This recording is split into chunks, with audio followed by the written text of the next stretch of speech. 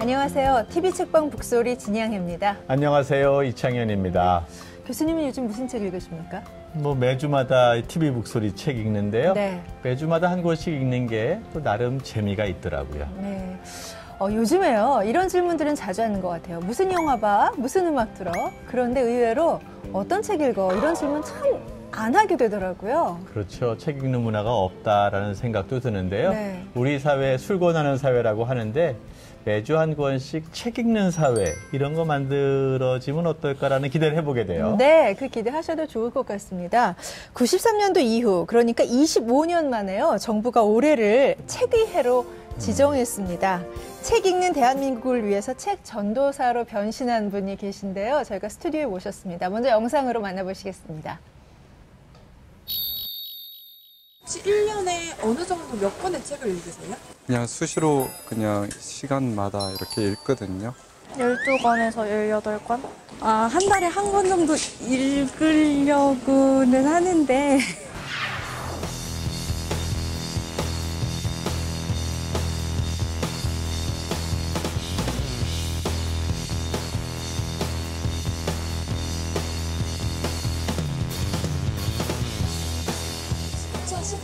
가 책의 해라고 되어 있는데 혹시 알고 계셨어요? 몰랐어요. 몰랐습니다. 지금 처음 알았네요. 2018 책의 화이팅! 혹시 도종환 문체부 장관을 아세요? 시인. 그 접시꽃 당신인가? 그 시집을 원래. 이제 저희 때는 이제 그 책받침을 코팅해서 이렇게 쓰곤 했었는데 거기.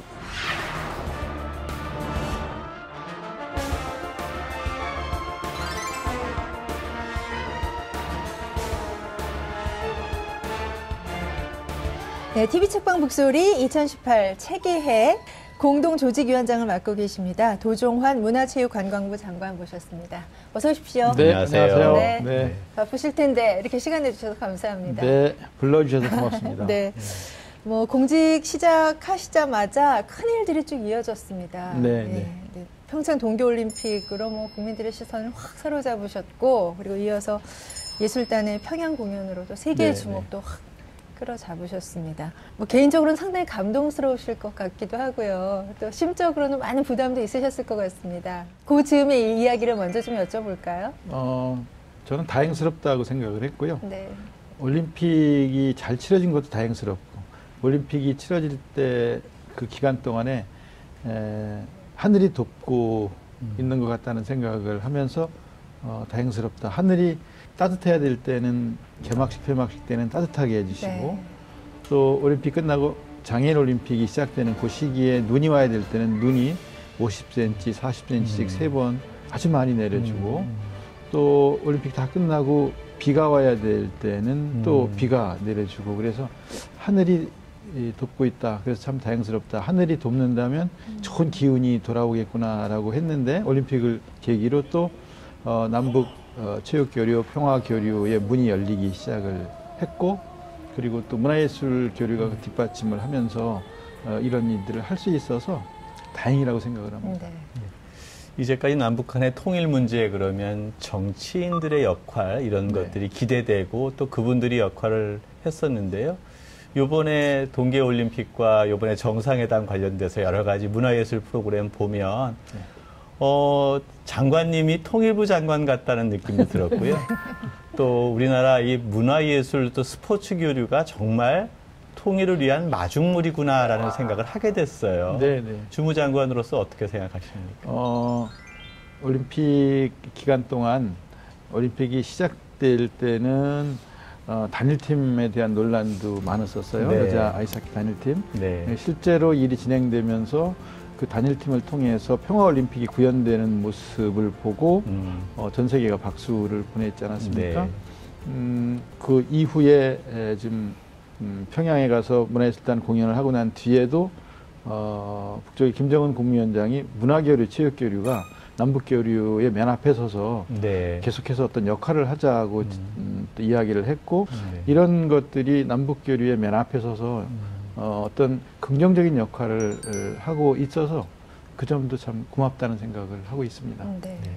21세기가 시작이 되면서 정말 21세기는 문화의 세계가 될 것이다 라는 그런 흥분감을 감추지 않았던 인터뷰들을 많이 봤는데요. 특히 이제 우리나라는 문화의 힘이 강한 그 힘을 보여줘야 될 거라고 생각을 하고요. 그 중심에 계시니까 어깨가 무거우실 것이라 생각하면서 응원하고 네네. 오늘은 책의 얘기만 좀 하겠습니다. 네, 그 중에서도 네, 네. 저희가 또 책 프로그 하니까요. 네. 정말 반가운 게요. 우리가 책의회 네, 선포를 하셨는데 네. 이게 25년 만이에요. 그렇습니다. 네. 깜짝 놀랐어요. 그동안은 이렇게 우리가 정말 관심 없이 살았나 뭐 이런 생각도 좀 했고요. 어떻게 해서 이렇게 공식적으로 책의회를 지정하시게 되셨는지 여쭙겠습니다. 지난해 여론조사를 해보니까요. 우리나라 성인 10명 중에 4명은 1년 동안 책을 하나도 읽지 않는 통계가 나왔어요. 깜짝 놀랐어요. 10명 중에 4명이 1년 동안 책 한 권도 안 읽는 채 살아가고 있는 우리 삶을 근본적으로 돌아보지 않으면 안 되겠다. 책을 읽지 않고 살아가는 삶은 서서히 죽어가는 삶이라고 한 사람도 있었는데요. 이렇게 가는 사회가 바른 방향으로 가는 사회는 아닌 것 같다. 다시 책을 읽는 사회, 생각하며 가는 사회, 좀 더 깊어지는 그런 사회가 되지 않나 하는 생각과 출판을 살리고 책 읽는 사회의 분위기를 또 만들어내고 그래야 되겠다는 생각으로 올해 책의회를 선포하게 되었습니다. 네. 10명 중에 4명이 1년에 책 한 권도 안 읽는다는 통계, 사실 상당히 부끄러운 통계일 수도 있는데요. 네. 그렇게 해서 책의회를 선정해 주신 거 너무 고맙고요. 그런데 재미난 게 표어가, 슬로건이 좀 재밌더라고요. 네. 요즘 뭐해? 뭐 이런 말처럼 요즘 무슨 책 읽어? 뭐 이렇게 아주 친숙한 슬로건이 만들어졌는데요. 참 다정해요. 요즘 그렇죠. 무슨 책 읽어? 나 요즘에 이런 책 읽어. 네. 이렇게 이제 어떻게 보면 남녀 데이트할 때도 이런 슬로건이 좀 먹힐 수 있는 게 아닌가 생각이 드는데 특별히 이걸 채택한 이유가 있으십니까? 지금 말씀하신 것처럼 일상생활에서 이런 이야기가 좀 많이 회자됐으면 좋겠어요. 무슨 책 읽어? 너는 무슨 책 읽어? 요즘에 읽은 책 중에 괜찮은 책 어떤 거야? 어떤 책에서 감동받았어? 무슨 책 읽어? 이런 이야기들이 일상적으로 좀 많이 이야기되는 사회였으면 좋겠어요. 친구들 사이에서도, 청소년들 사이에서도, 또 부모와 자식, 선생님과 제자들 사이에 무슨 책 읽어? 무슨 책 읽으세요? 책 읽고 나서 좋은 거 있으면 소개해 주세요. 이런 것들이 많이 이야기되는 사회가 됐으면 좋겠어요. 그래서 올해 책의회 슬로건도 무슨 책 읽어? 라고 친근하게 이야기를 던지는 제목으로 삼았습니다. 네. 그럼 제가 시작해 볼까요? 네. 장관님 요즘 무슨 책 읽으세요? 풍등이라는 시집을 풍등. 예, 풍등. 풍등. 김시천 시인의 풍등이라는 시집을 최근 읽은 시집 중에 제일 오래 남는 시집으로 기억하고 있고요. 시로 납치하다라는 유시화 시인이 엮은 외국 시인들의 시모음도 이렇게 오래 간직하고 싶은 귀절들이 참 네. 많아요. 아니 뭐 워낙 장관님께서는 책하고 가까운 분이시고요. 책을 쓰시는 분이시기 때문에 뭐 당연히 많이 읽으시고 그렇죠. 또 풍부한 뭐 추천 서적도 많을 거라고 생각이 되는데 이제 공직에 아주 중요한 일을 하고 계시잖아요. 네. 근데 그럼에도 불구하고 책을 읽을 시간이나 여력이 나십니까? 시간이 잘 안 나죠. 네. 안 나지만 이대로 계속 책을 안 읽고 살다가는 이게 사람답게 사는 게 아니다는 생각 때문에 10분도 좋고 5분도 좋고 30분도 좋고 틈나는 대로 읽어야 된다고 생각합니다. 그렇게 하지 않으면 정말 살면서 책 읽을 시간을 따로 확보하는 것이 쉽지 않은 일상들을 늘 살고 있기 때문에요. 틈나는 대로 읽어야 한다고 생각합니다. 우리나라 지금 현재 독서 실태에 대한 어떤 자료를 접하셨을 때 가장 먼저 드셨던 생각, 그리고 어떤 식으로 좀 해결해 보고 싶었는지, 뭐 이렇게 구체적으로 드신 생각들이 좀 있으셨을 것 같습니다. 독서 구입에 들어가는 돈, 가게에서 책 사는 데 들어가는 돈이 과거에 예를 들어 26,000원이었다가 15,000원으로 줄어들고 있다든가 거의 뭐 40% 가까이 주는 거죠. 네. 해가 갈수록 점점 독서 구입에 지출하던 돈이 점점 줄어드는 통계 같은 게 있어요. 네. 그러면 이제 본인도 책 안 사고 애들도 책 안 사주고 그런다는 거거든요. 또 스마트폰을 보는 시간은 2시간 20분 그다음에 책 읽는 시간의 평균 통계는 23분에서 27분 차이 하루에 네. 평균이요. 네. 그러니까 많이 읽는 사람과 안 읽는 사람을 합해서 책 읽는 데 소요되는 시간은 20여 분 정도이고 스마트폰을 보는 시간은 평균 2시간 20분이면 2시간 내지 3시간.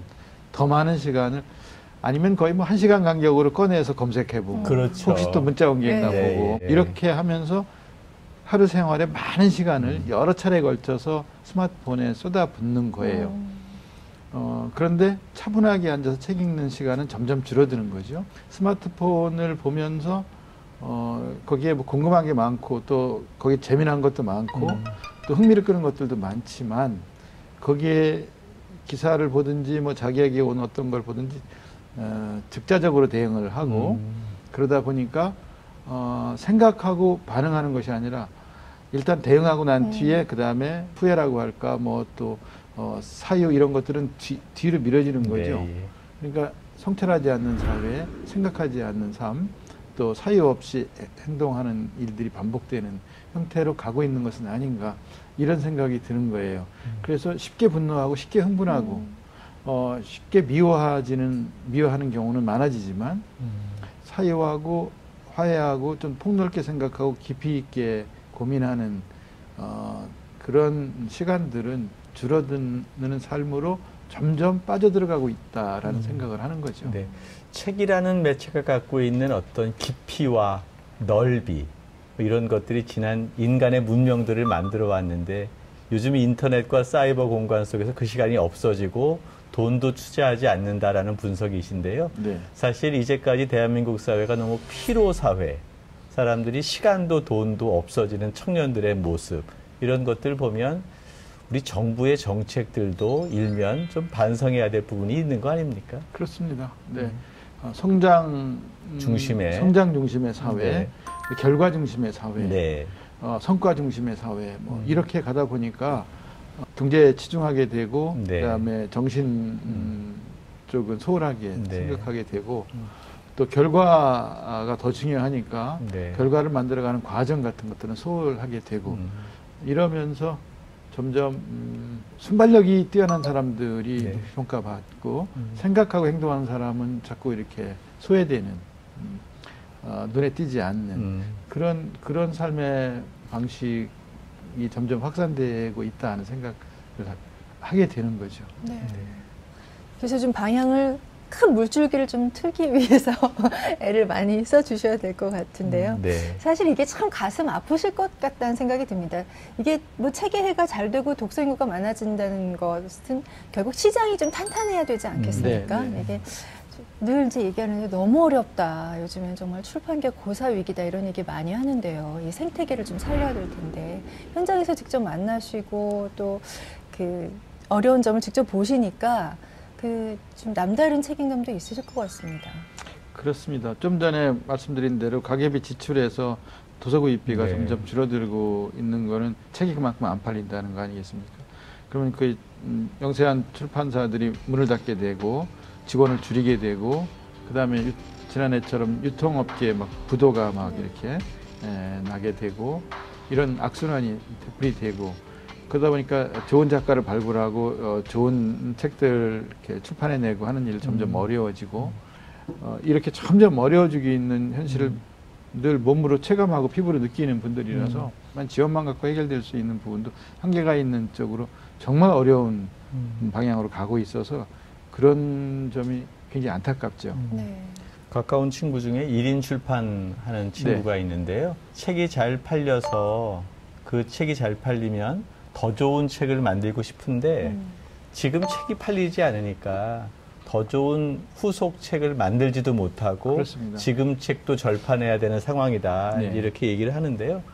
저는 출판 문화가 우리나라 전체 문화의 중요한 DNA, 씨앗이라고 생각하는데요.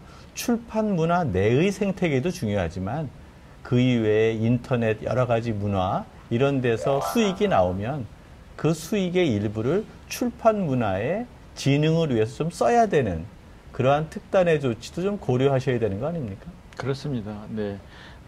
지금 우리 경제를 끌고 가는 것 중에 하나가 우리가 SNS라고 말을 그렇죠. 하는 기기들을 만들어서 팔고 네. 있는 영향력, 역할 이런 것들이 점점 증대되고 있는 사회. 스마트폰 안에 들어오면 일단 그걸로 다 해결되니까 이 안에서 만약에 책에 좋은 문구들을 읽을 수 있으면 책을 안 사보고 그렇죠. 계산기가 이 안에 들어오면 계산기가 안 팔리고 네. 뭐 이렇게 되지 않습니까? 그러니까 사회 전반에 걸쳐서 이쪽에서 낸 수익을 어떻게 투자해서 또 우리 사회에 지금 취약해지고 있는 부분들을 살릴 것인가 이런 고민들이 함께 논의가 돼야 된다고 생각을 합니다. 네. 네. 뭐 영화 같은 경우는 영화진흥기금 같은 네, 게 네, 있는 그렇죠. 것처럼요. 네, 네. 예. 창작자로서의 안타까움 같은 게 있으셨을 것 같아요. 일단 지금 장관을 하고 있는 기간 동안은 계속 작품을 쓰고 있지만 발표는 하지 않고 있거든요. 혹시 오해를 받을까 봐서 작품을 안 쓰는 건 아닙니다. 작품 책을 읽고 또 생각하고 또 요즘처럼 봄에 예쁜 꽃들이 피고 그럼요. 라일락 향기가 계속 이렇게 예. 근처를 맴도는데 시가 써지지 안 써지지는 않죠. 네. 그렇지만 이제 봉사활동 기간이 빨리 끝나고 창작에 매진할 수 있는 그런 시간이 언제쯤 올까 하고 네. 지금 저도 좀 고민이 많습니다. 시인으로서 장관 되셨는데 이 장관의 기간을 봉사활동이라고 묘사하시는 게 참 아름답고요. 저는 사실 출판 문화를 산업으로 된 문화를 진흥하는 것에 초점을 맞추는 것도 중요하지만 출판 문화를 만들어내는 창작자, 예컨대 한강과 같은 소설가, 네. 우리 장관과 같은 시인, 이런 분들이 생태계를 이루어서 살만해져야지 그 결과물로 맞습니다. 출판물들이 만들어지는데 네. 지금 사실 시인과 소설가 이런 분들이 제대로 생계를 유지하기 어려운 우리의 현실. 네. 저는 여기에 기본적으로 정책적 지원이 있어야 되는 거 아닌가 싶어요. 네. 그래서 이런 어려운 창작자들을 위해서 문학 같으면 문학진흥법을 만들고 또 문의들을 어떻게 지원할 것인가 문학진흥정책위원회에서 이런 것들을 지금 뭐 고민하고 있습니다만 전반적으로 예술인들 전체 창작적 일을 하는 분들이 너무 어렵기 때문에 이분들의 예술노동의 특성을 인정하는 고용보험제도 같은 것들은 저희가 이미 준비를 하고 있고요. 그래서 1년에 일정 정도의 무대에 섰거나 공연을 했거나 창작을 했거나 하는 것들이 확인되면 그 고용보험의 혜택을 주어서 최소한의 생계를 유지할 수 있도록 하는 그런 일들도 하고 있고요. 일반 국민들이 책을 사거나 공연을 보는데 지출한 돈은 소득공제를 해준다든가 이런 제도도 지금 작업들을 하고 있고요. 네. 어쨌든 작가와 예술인들을 위한 다양한 제도적 장치들을 마련하는 일들을 하고 있습니다만 이런 일을 해도 작가들의 이렇게 생계의 그렇죠. 어려움을 네. 근원적으로 해결해 주기에는 한계가 있어서 그런데 고민이 많습니다. 네.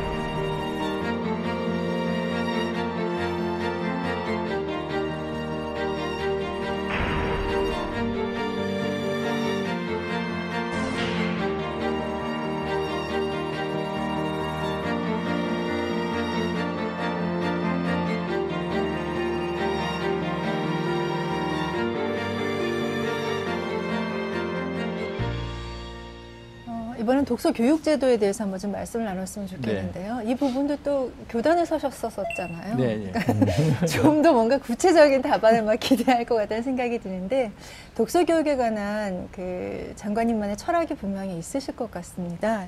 지금 현재 우리나라 독서 교육 제도에 대해서 어떻게 생각을 하고 계시고 해법은 어떤 식으로 갖고 계신지 여쭙겠습니다.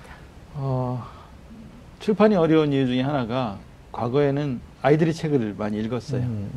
그러니까 아이들이 책을 많이 읽고 어른들이 아무리 어려워도 애들 책은 사줬어요. 그러니까 아동도서 네. 어린이 책은 많이 그래도 팔리고 그랬었는데 지금은 아이들이 책을 안 읽고요. 청소년기에 책을 안 읽어요. 그러니까 출판이 어려워진 이유 중에 하나도 여기에 있는데요. 아이들이 책을 읽을 수 있는 환경을 만들어줘야 되고요. 또 아이들이 책에 흥미를 느낄 수 있는 그런 교육 환경이 마련돼야 되는데 그렇지 못하거든요. 아이들도 역시 뭐 점점 책 안 읽고 아이들도 스마트폰에 빠지는 시간이 훨씬 더 많아지고 있고요. 일단 학교에서 독서 교육이 활성화돼야 되고 학교 도서관을 많이 이용하도록 해야 하고 그러기 위해서 사서를 많이 배치해 줘야 하고 사서가 있는 학교 없는 학교는 아주 뭐 현격하게 차이가 나니까요. 그런 일들이 필요한데 학교 도서관, 학교 독서 운동 이런 것들이 점점 이렇게 쇠퇴해져 가는 게 우리 현실이라서 그 점에 대한 근원적인 어떤 그 방안이 마련돼야 된다는 생각을 하고요. 청소년기에 책을 안 읽으니까 안 읽고 공부 잘하는 아이들일수록 책을 덜 읽는 현상까지 나타나니까 학교 다닐 때 책 안 읽고 대학 가서는 고시 공부하고 네. 또 취업 준비만 네. 하다가 우리 사회 엘리트로 편입되거나 또 아주 중요한 역할을 맡거나 대기업에 가서 거기서 또 정말 취업 초기부터 정신없이 일해야 되는 네. 상황으로 이어지는 동안 거의 이제 독서하고는 멀어지는 삶을 사는 게 우리 현실이라서 이렇게 우리 사회에 그 중요한 역할을 하거나 지도자가 되는 아이들일수록 책을 덜 읽는 이런 학교 문화가 된 것도 큰 문제, 국가적으로도 큰 문제라는 생각이 들고요. 왜 그렇게까지 된다고 생각하세요? 우선 성적이 잘 나와야 되고 네. 시험을 잘 봐야 되고 좋은 학교 가야 되고 또 이 취업. 어려운 시기에 취업해야 되고 하는 이런 압박 속에서 지금 청소년기와 그다음에 대학 청년기를 보내기 때문에 이 압박에서 벗어나게 해주지 않으면 거의 점점 책에서는 멀어지는 삶을 살게 되는 거죠. 사회 전반으로 근원적인 성찰이 필요하고요. 정말 사회 지도자가 되고 공부 잘하는 아이들일수록 책을 많이 읽게 하는 분위기가 만들어지지 않으면 우리 사회 미래에 큰 문제가 닥친다는 생각을 하거든요. 요번에 그 캠페인 중에서요, 눈에 띄는 게 있더라고요. 그 하루 10분 함께 읽기 네, 캠페인. 네, 예. 네. 어쨌든 구체적으로 뭔가 습관화시키고 책을 가까이 하게 해주는 그 구체적인 프로그램도 그렇죠. 상당히 필요한 네. 것 같은데, 예. 아주 좋은 긍정적인 효과를 좀 기대할 수 있는 네. 그런 작은 방법이 아닐까 하는 생각이 들거든요. 또 한편으로는 얼마나 안 읽기에 이게 분이라도 10분을 함께 읽을까. 이 안에 있는 성찰은 어른들도 그만큼 안 읽는다는 얘기. 대구교육청에서 네. 이 일을 해서 굉장히 성과를 거두었어요. 네. 대구교육청에서 교육청 산하의 모든 학교들이 하루에 꼭 10분씩 그 대구교육청에서는 일과 시작하기 전에 하루 학교 수업 시작하기 전에 10분간 선생님과 학생들 모두가 다 책을 읽고 하루 일과를 시작하는 저렇게 어려서부터 하루에 10분씩 독서하는 것이 습관이 되게 하면 좋겠다 하는 생각을 대구교육청에서 하는 모습을 보고서 저도 했었는데요. 저는 문화부 직원들한테도 하루에 좋다. 10분 정도 언제도 좋으니까 뭐 점심시간 끝나고도 좋고 오후에 너무 일하다가 힘들고 뭐 지칠 때 잠시 쉬면서 한 10분 책을 읽는다든가 시간은 자유롭게 선택을 하되 강연을 하지 않지만 10분 정도씩 우리부터 책을 읽자. 생각하고 일하는 그런 공무원이 되면 어떻겠느냐 하는 생각으로 저희는 우리부터 먼저 하자고 했습니다. 10분이라는 게 시간의 짧음보다는 처음으로 시작한다는 상징성이 있는 것 같고요. 대통령들의 이제 삶들을 보면 독서하는 대통령들이 계셨던 것 같아요. 노무현 대통령 그러셨고요. 또 문재인 대통령도 그렇다는 생각이 드는데 우리 사회의 좋은 리더가 되기 위해서 책이 정말 필요하다고 생각하는데 네. 그 점 뭐 장관님이 특별히 더 많이 느끼시고 계시죠? 네, 어떤 사람은 옛날에 문재인 대통령이 대통령 되시기 전에 세월호 단식 농성하는 현장에서 40일째 단식 농성을 하고 있는 분을 말리기 위해서 내가 이어서 할 터이니 중단하십시오라고 권유하면서 단식을 한 10여일 하시는데 위문 방문을 갔더니 백석평전을 읽고 계시더래요. 그래서 아니 지금 이 위급한 이 전국의 상황에서 무슨 이 상황에서 무슨 백석평전, 백석시 이런 거 읽고 계십니까? 이런 거 하지 마십시오라고 얘기하고 나왔다고 그래요. 근데 저는 정반대였어요. 이런 그 가파르게 대체하는 전국에서 백석시를 읽으면서 시의 아름다움에 빠져 있는 것 같지만 잠시 사유를 정돈하는 거거든요. 사유를 정돈하고 그리고 생각하고 그 다음에 무엇을 할 것인가. 책을 읽다 덮고 생각하거든요. 생각하면서 내가 이 다음에는 무엇을 할 것인가를 성찰한 다음에 행동하는 거거든요. 저는 그런 점이 굉장히 중요한데 그 말씀을 한 분도 문인이었어요. 아, 이 상황에서 책을 읽고 계십니까? 저한테도 장관이 무슨 자꾸 이렇게 책 얘기나 하고 또 어디 가서 시 낭송하고 하는 것이 한가해 보여. 지금 얼마나 어떤 지금 시기인데. 이 어떤 시기인데라고 이야기를 하는 분들도 있어요. 그렇게 보실 수도 있죠. 그런데 그렇게 중요하고 또 중요한 결정을 해야 되는 역할을 맡으신 분들도 성찰하면서 일하고 생각하면서 행동하고 책을 읽고 그리고 어떤 일을 계획하고 하는 분이 더 신뢰가 간다고 저는 생각해요. 더 믿음이 간다고 생각하거든요. 허투루 행동하지 않을 것이라는 믿음 같은 게 있잖아요. 그렇죠. 책을 읽고 그 다음에 책 읽는 것이 습관이 되어서 틈만 나면 책을 읽고 일하시는 분이 지도자일수록 저는 더 신뢰가 간다고 생각하는데 사람들에 따라서는 한가해 보인다는 거예요. 저는 꼭 그렇게 볼 만은 아니라고 생각을 합니다. 지금 사유와 성찰 그리고 지도자와 리더십 이런 말들이 참 가슴에 와 닿습니다. 상당히 중요한 문제라고 생각을 하는데요. 우리 사회가 책을 좀 많이 읽고 그리고 토론을 하고 그러니까 의견을 교환하고 뭐 이런 성숙한 사회가 된다면 어떤 긍정적인 세상이 어떻게 달라질 것 같으세요? 근본적으로 그쪽 방향으로 가야 된다고 생각하는 사람이에요. 원래 사회라는 것이 세상이라는 것이 지금까지 뭐 우리나라 예를 들어 한 5천 년 역사를 가져오는 동안 뭐 별의별 일들이 많고 늘 빨리 해결하지 않으면 안 되는 긴박한 일들이 기다리고 있었지만 그러나 성찰하고 사유하고 행동하는 게 옳은 방향이지 행동하고 난 뒤에 그 다음에 생각하고 후회하고 하는 방식보다는 깊이 있는 삶을 선택하는 것이 근본적으로 개인이든 사회든 국가든 그게 옳다고 생각하거든요. 그래서 좋은 지도자 또는 중요한 결정을 내려야 되는 위치에 있는 분들이 생각하고 행동하는 책을 읽는 습관이 있는 그런 사람들이 그 자리에 있어야 된다고 저는 생각을 하는 거죠. 네. 뭔가 사유와 성찰을 통해서 결정을 하면 우리나라의 갈등이 현저히 줄어들고 신뢰를 좀 회복할 수 있는 그런 이상적인 사회가 되지 않을까 하는 그런 꿈을 그랬으면 갖게 좋겠습니다. 돼요. 네. 예. 그러니까 사실 말이 가져다주는 역동성과 함께 글이 가져다주는 어떤 이성적 판단과 깊이, 네. 넓이 이런 것들이 함께 결합되어야지 대한민국의 문화예술이 훨씬 더 일정한 기반 위에 올라서지 않나라는 생각도 하게 되네요. 마르쿠스 아우렐리우스는 전쟁터에서도 예. 늘 일기 쓰고 네. 명상하고 생각하고 전쟁을 하는 동안에 그게 명상록이지 그렇죠. 않습니까? 예. 네. 지금 2018 책의 해를 맞아서 도종환 문화체육관광부 장관과 저희가 말씀 나누고 있는데요. 저희만 독점하면 안 되잖아요. 네. 시민들이 궁금하신 것들이 많으시고 질문하고 싶으신 것들이 많으시답니다. 그래서 저희가 직접 시민의 소리를 좀 담았습니다. 어떤 질문들을 하실지 먼저 화면으로 좀 같이 들어볼까요?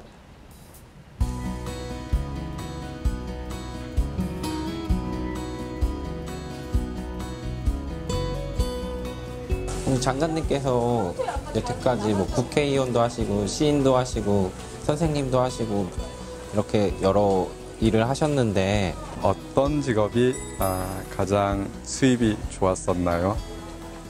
저희 중고등학교 때 거의 로방과도 같은 시고 저희 어머니께서도 그 시를 읽으면서 눈물을 흘리셨다고 하시는데 한번 그 외우고 계신지 좀 궁금하네요. 예. 접시꽃 당신을 외우시고 계신가요? 네. 수입이 어떤 게 제일 많았느냐라고 물으셨는데, 나 어떤 직업이 제일 좋았냐라고 물어볼 줄 알았더니요. 네.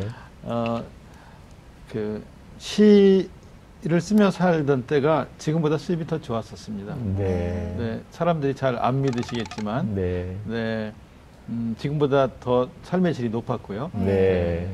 상당히 긍정적인, 희망적인 네. 메시지를 주는 그럼요. 답을 주시는데요. 네, 예. 그러니까 시인으로 살면서 작가로 살면서도 충분히 생계 문제도 그렇죠. 해결하고 또 사회적 역할도 하고 사람들에게 아름다운 영향을 주면서 살 수 있다는 거죠. 네. 그런 분들이 우리나라에 많아져야 되는데 숫자가 많지 않다는 게 이제 문제이긴 하죠. 그 다음에 두 번째 질문이 접시꽃 당신 접시꽃 당신을 다 외우느냐라고 이제 네. 세 번째 네, 분이 질문. 물으셨죠. 그 시는 끝까지 처음부터 끝까지 다 외우기엔 너무 긴 길죠. 시라서요. 다 암송하지를 못합니다. 네. 그런데 공교롭게도 사실 그 시집이 나오던 시절이 우리나라 민주화 운동이 시작됐고 네, 네, 얼마 네. 전에 영화가 나왔던 1987 네, 네. 그때 그 시대인데요. 예. 결국은 그 시집과 그 시대의 아픔, 개인의 아픔 이런 게 사실 함께 공명된 게 아닌가 생각도 들어요. 네. 그래서 많은 시민들이 특히 그 시집을 좋아했던 게 아닌가 생각이 드는데 어떻습니까? 저는 시를 쓰는 사람은 아픔에 정직해야 된다고 생각해요. 그러니까 개인의 아픔에도 정직해야 하고요. 또 남의 아픔에도 정직해야 하고요. 또 우리 모두의 아픔, 시대의 아픔도 정직한 눈으로 바라봐야 된다고 생각해요. 그런 점에서는 그 맥락이 서로 통하는 지점이 있다고 생각을 하거든요. 이런 시대에 어떻게 개인적인 아픔을 이야기할 수 있냐라고 하지만 이 개인적인 아픔을 바라보는 연민의 눈으로 시대의 아픔을 바라보는 사람이 시인이라고 저는 생각하거든요. 네. 그럼 개인적으로 요즘 어떤 시를 쓰시는지 맞아요. 좀 궁금한 궁금해요. 게요. 지금 이제 시인은 아픔에 솔직해야 된다 하셨잖아요. 네. 뭐 북한에도 다녀오셨고 또 이제는 상당히 공적인 눈으로 세상을 보시기 때문에 또 요즘 작품은 어떤 생각을 가장 많이 하시고 어떤 내용을 담고 있으실까 궁금합니다. 아니, 저는 옛날이나 지금이나 그 꽃과 나무와 자연을 노래하는 시를 많이 씁니다. 특히 요즘 봄이라서 봄에 많은 꽃들이 피고 지고 또 피고 지는 것 자체가 많은 생각을 하게 하지 않습니까? 그러니까 내가 눈으로 본 것 중에 특히 자연물을 통해서 어떤 내 생각을 표현하는 방식을 늘 가지고 있기 때문에 그런 요즘에 쓰는 시도 같은 계절의 변화 속에서 바라보는 삶의 이치, 지혜 이런 것들을 노래하는 시들을 많이 씁니다. 네, 저는 장관님 나오신다고 해서 꽃은 젖어도 향기는 젖지 않는다라는 네, 수필집을 네, 읽어봤어요. 그런데 여기에 첫 문장이 이렇게 쓰여 있더군요. 나는 권세 있고 유복하고 많이 배운 부모 밑에서 태어나지 못했습니다. 그러나 어머니로부터 선한 감정을 물려받았습니다. 그래서 고마웠습니다. 그리고 또 그 밑에도 뭐 도서실 가고 학원 가지 않고 그래서 자연환경을 관찰하고 그래서 이런 시절의 변화 같은 것들을 시로 담아내시는데 시를 안 쓰시는 삶 그거는 죽음인 셈이네요. 그러니까. 서서히 죽어가는 삶이다라는 네. 말씀을 좀 전에 드린 적이 있죠. 네. 여행을 가지 않는 사람, 책을 읽지 않는 사람, 또 삶의 음악을 듣지 않는 사람, 자기 내면으로부터 아름다움을 발견하지 못하는 사람은 서서히 죽어가는 사람이다라는 말이 있는데요. 내가 만약 시를 쓰지 않고 책을 읽지 않고 살고 있다면 이건 살아가고 있는 게 아니라 죽어가고 있는 거라고 말할 수 있겠죠.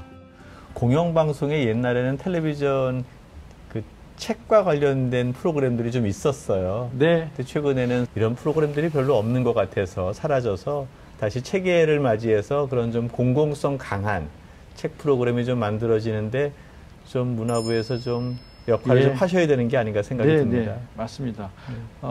책 프로그램이 뭐 거의 다 사라져 버린 상황이 되었죠. 네. 그래서 공영방송에서 좀 이렇게 책에 관심을 끌 수 있는 좀 그런 프로그램들을 방송국마다 이렇게 좀 한두 개씩 해주시는 것도 올해 책의회에 저희가 아주 과제로 지금 생각하고 있는 일 중에 하나입니다. 네, TBS뿐만 아니라 다른 방송에서도 이런 프로그램 좀 많이 보기를 기대합니다. 네.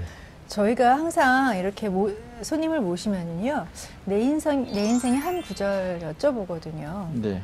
혹시 기억하고 계시는 거 있으십니까? 가슴에 좀 전에 제가 쓴 시 중에 한 기절로 책 제목을 삼았었는데요. 꽃은 젖어도 향기는 젖지 않는다라는 말이 있어요. 라일락 꽃을 보고 쓴 건데요, 4월에. 꽃이 하루 종일 비에 젖는데요. 그런데 어디서 달콤한 향기가 이렇게 번져와요. 보니까 골목에 라일락 나무가 있어요. 저 멀리서 여기까지 향기를 보냈구나 하는 생각을 했어요. 근데 향기는 저기서 여기까지 오는 동안 어떻게 안 젖었을까? 꽃은 젖어서 지고 땅에 떨어지고 하는데 어째 향기는 이렇게 멀리까지 올 수 있었을까? 사는 동안 비에 젖고 빛깔을 잃어버리기도 하고 향기를 잃기도 하는데 저 꽃처럼 사는 동안 비바람에 시달리기도 하고 마모되어 가기도 하지만 내 향기를 잃지 않을 수 있으면 얼마나 좋을까 그런 생각을 라일락 꽃을 보면서 했던 거고요. 그래서 꽃은 젖어도 향기는 젖지 않는 삶을 꿈꾸었던 거고요. 어떤 분들은 그런 말을 해요. 살면서 얻는 것도 있지만 잃는 것도 많은데 얻은 만큼 또 잃기도 하는데 이 세상에서 가장 크게 잃는 것은 자기 삶의 색깔을 잃는 것이다. 그런 얘기를 하거든요. 그래서 이런 일을 하고 있어도 내 빛깔, 내 향기를 잃지 말자 하는 생각을 합니다. 도종환 시인으로서 도종환 장관이 되셨는데 도종환 장관께서 시인으로서의 색깔을 잃지 않겠다라는 말씀 같아서 참 듣기 좋습니다. 저희가 선물을 하나 드릴게요. 네. 너무 바쁘시잖아요. 네. 책 읽고 성찰하고 생각하고 그런 휴식 같은 시간 부족하시죠? 네. 휴식 시간 드릴게요. 저희를 위해서 시 한 수 낭송해 주세요. 같이 휴식하죠. 네. 그냥 보내드리면 너무 그러니까. 저희 아쉬워서요. 저희가 네. 시집을 준비했거든요. 네. 네. 낭송해 주시면 잘 듣겠습니다. 예, 부드러운 직선이라는 시집에 실려 있는 부드러운 직선이라는 시인데요. 모순된 말이에요. 네. 직선은 고든 건데 어떻게 부드러울까? 근데 우리 삶이 곳곳이 모순이지만 그 모순 속에서 모순을 넘어서는 어떤 의미를 발견할 때도 있죠. 이 모순어법 속에서요. 저는 사찰의 추녀 곡선을 보고 부드러운 직선이라고 했는데요. 부드러운 직선. 높은 구름이 지나가는 쪽빛 하늘 아래 사뿐히 축혀 세운 추녀를 보라 한다. 뒷산에 너그러운 능선과 조화를 이룬 지붕이 부드러운 선을 보라 한다. 어깨를 두드리며 그는 내게 이제 다시 부드러워지라 한다.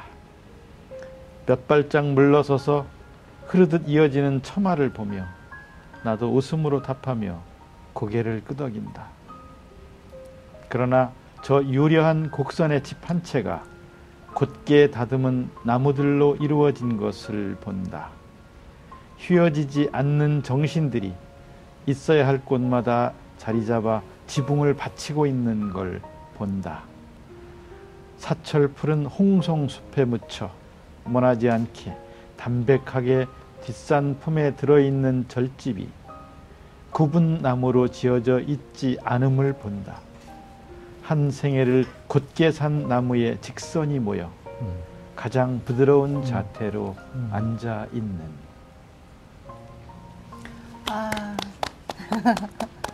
감사합니다. 장관님 아름답습니다. 저희한테 휴식 같은 네. 선물을 주셨지만 장관님도 좋으셨죠? 오랜만에 책 읽으셨으니까. 네, 오랜만에 책 얘기를 하니까 그렇죠. 네. 좋습니다. 네. 그럼 한 가지 더 부탁드릴까 봐요.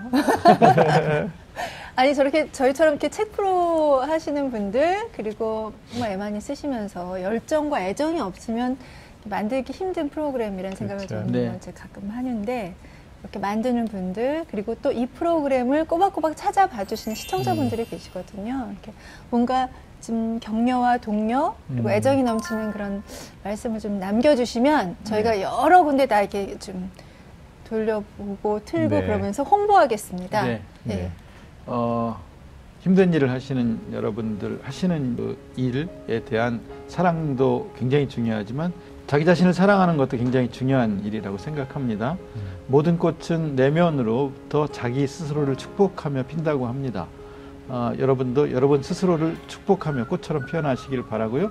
TV 책방 북소리도 역시 스스로를 축복하는 그런 프로그램이 되기를 바라겠습니다. 네, 감사합니다. 저희 프로그램을 함께 하시는 분들만 들으실 수 있는 그렇죠. 주옥 같은 명언이 위로의 네. 말씀입니다. 네, 감사합니다. 네, 감사합니다. 오늘 책 색다른 시선을 만나다 TV 책방 북소리는 2018 책의 해를 맞아서 책 전도사로 변신한 도종환 문화체육관광부 장관과 함께했습니다. 귀한 시간 내주셔서 진심으로 감사드리고요. 참 따뜻하고 위로가 되는 시간이었습니다. 앞에서 더 열심히 뛰어주시길 부탁드립니다. 네, 고맙습니다. 네, 감사합니다.